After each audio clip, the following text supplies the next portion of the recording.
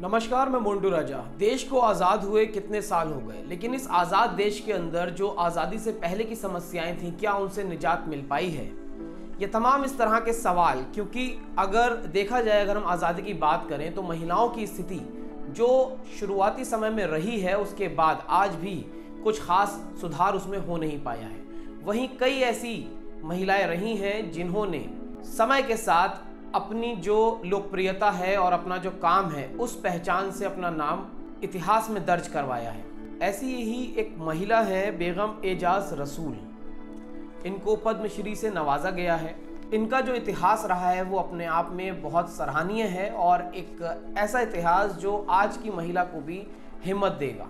संविधान सभा के अंदर ये एकमात्र मुस्लिम महिला थीं जिन्होंने देश की आज़ादी को लेकर तमाम चुनौतियां सही हैं। संविधान सभा के अंदर तमाम जो महिलाएं थीं उनके अधिकारों को लेके और अल्पसंख्यकों के अधिकारों के बचाव को लेके वो निरंतर आवाज़ उठाती रहीं। इसी के चलते उनका बहुत बहिष्कार भी हुआ, उनके लिए फतवे भी जारी करे गए, क्योंकि वह एक मुस्लिम समाज से थी। जब देश का बंटवारा हो रहा था, उस समय पे ये जो मुद्दे थे बहुत ज्वलित थे।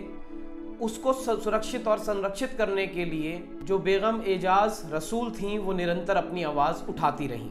आपको बता देते हैं, बेगम रसूल का जन्म 2 अप्रैल 1909 में हुआ था। उनका मूल नाम जो था कुदसिया बेगम था। पिता सर जुल्फ़िकार पंजाब में मेलर कोटाला रियासत से संबंध रखते थे। भारत सरकार अधिवेशन 1935 के लागू होने के बाद बेगम रियाज रसूल और उनका परिवार मुस्लिम लीग में शामिल हो गए, जिसके बाद उनकी चुनावी राजनीति की शुरुआत हुई। बेगम एजाज रसूल ने पर्दा प्रथा की भी मुखालफत की। 1937 के चुनाव में गैर आरक्षित सीट से चुनाव लड़ा और सफल भी हुई। संयुक्त प्रांत, जो आज उत्तर प्रदेश के नाम से जाना जाता है, विधानसभा से चुनाव लड़ा और चुनी गई। 1937 से 1940 तक परिषद के उपाध्यक्ष पद पर रहीं। उस दौर में जो मुस्लिम समाज के लोग थे वो इनके विरोधी हो गए थे, क्योंकि ये एक मुस्लिम समाज की महिला थी। इसके लिए इनकी खिलाफत भी हुई और कई फतवे इनके लिए जारी किए गए।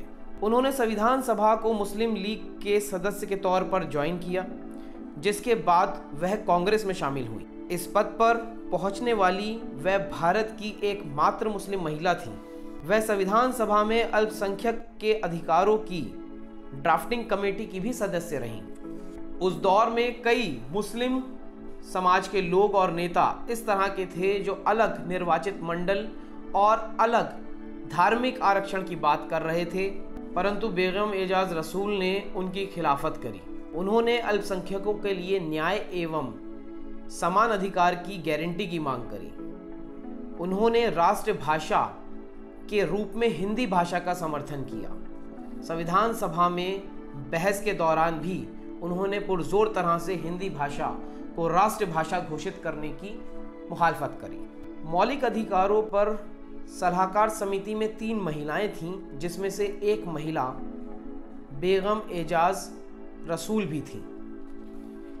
वह 20 साल तक भारतीय महिला हॉकी महासंघ की अध्यक्ष के पद पर रहीं। साथ ही एशियन महिला हॉकी महासंघ की अध्यक्ष भी रहीं। 1952 में उत्तर प्रदेश के शाहबाद विधानसभा क्षेत्र से विधायक बनी। उसके बाद उत्तर प्रदेश से ही राज्यसभा के लिए सदस्य भी चुनी गई। 1954 में 2 सदन का सदस्य होने के कारण उन्होंने राज्यसभा से इस्तीफा दे दिया। 1969 से 1979 तक विधानसभा की वे सदस्य रहीं। 1969 से 1971 के बीच वह समाज कल्याण और अल्पसंख्यक मंत्री भी रहीं। सामाजिक कार्य में उनका महत्वपूर्ण योगदान रहा। सन 2000 में उन्हें पद्म भूषण से सम्मानित किया गया। बेगम एजाज रसूल लिखने में भी दिलचस्पी रखती थीं। उन्होंने 2 किताबें भी लिखी। उनकी एक किताब का नाम purdah to politics, a Muslim in Indian politics, और दूसरा 3 वीक्स इन जापान किताब लिखी। उनके जो लेख हैं वो विभिन्न पत्रिकाओं और समाचार पत्रों में छपते रहे। 1 अगस्त 2001 में उनका निधन हो गया। 92 साल की आयु तक वह अपने जीवन में तमाम ऐसे कार्य करती रहीं जो देश ही नहीं दुनिया में चर्चित रहे। इस तरह की महिलाएं भी समाज के अंदर मौजूद रहीं जो देश की आज़ादी से लेके पर्दा प्रथा को ख़त्म करने तक, और एक अकेली ऐसी मुस्लिम महिला जिसने तमाम एक बाउंड्रीज़ को तोड़ के तमाम समाज के लिए कार्य किए हैं। अगर आप अभी तक पद्मश्री से सम्मानित बेगम एजाज रसूल के बारे में नहीं जानते थे और आपको अब पता चला है, तो आप इस महिला के बारे में क्या सोचते हैं?